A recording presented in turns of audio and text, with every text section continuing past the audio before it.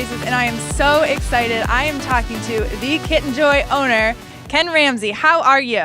I'm delighted to be here. Are you? Yeah, it's a beautiful morning It here in is. Kentucky It's home. hopefully warming up. My goosebumps are going down a little bit. So let's talk about Kitten's Joy from the baby. So you bred him. I bred him. He came from my wife. She had a stable at one time herself. Her stable colors were LSU colors, gold, purple, and green. So her very first horse was Kitten's First. Her nickname was Kitten. So she won her first race up at Belmont Park, beating the boys. Right. Billy Mott was a trainer, the Hall of Fame trainer. Brought her down to Monmouth Park in a big stake race. She went off 6-5 favorite, and unfortunately broke her hip in a gate accident coming out of the gate.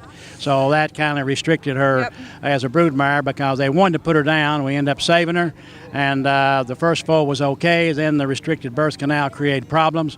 So they said you can't breed her anymore. So we said, well, you know, what about cesarean section? They said, well, you get infection, all this. The usual loser stories, you know, why you can't do something. And I'm always trying to figure out a way to do something that I think it would be good. So we bred her anyway, and Kitten's Joy was her first. Of course, he's a legend almost in his own time now.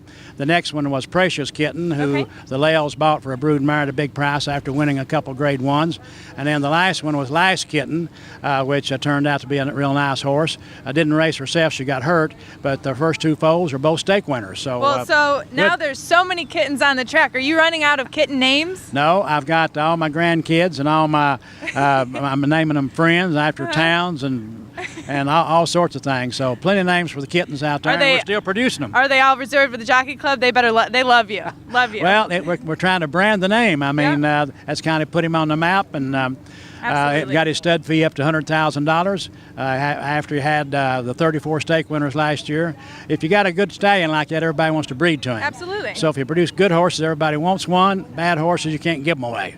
So how excited are you for the Triple Crown? Well, we have probably the only horse, and I know he's the only horse, called We Miss Artie. It's nominated for both Triple Crowns. And he is the future book favorite up in Canada to win the Canadian Triple Crown because he's Canadian bred.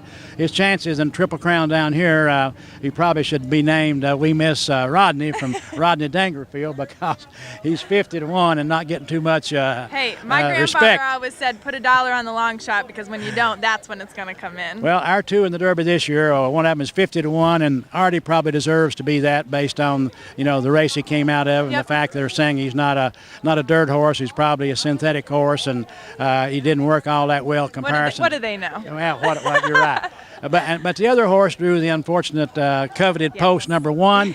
So they was going to make him probably 20-1. So they now made him 30-1. Well, good luck this year. I'll be cheering for you. Thank you. Appreciate it. All right. Need all the luck we can get. Always, always. Always. Thank you. Thanks for having me on. Appreciate it.